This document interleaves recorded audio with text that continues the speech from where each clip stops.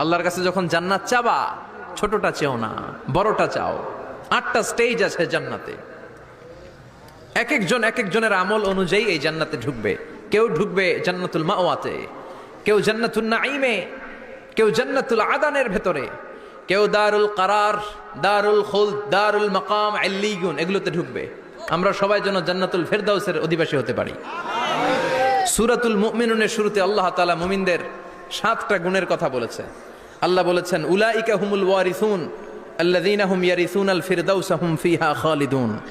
এই 10টা আয়াতের ভেতরে যেই 7টা গুণের কথা আছে, কোনো ব্যক্তি, কোনো মুমিন বান্দা যদি এই 7টা গুণ নিজের মধ্যে ধারণ করতে পারে, তাহলে বাবা মারা গেলে ছেলে যেমনি বাবার সম্পদের ওয়ারিশ হয়ে যায়, ওই মুমিন বান্দাগুলো জান্নাতুল ফেরদাউসের ওয়ারিশ হয়ে যাবে। আমরা জান্নাতুল ফেরদাউসে যেতে চাই। কোথায় যেতে চাই? কথা বলেন। আমরা জান্নাতুল ফেরদাউসে যেতে চাই, জান্নাতের মেহমান হয়ে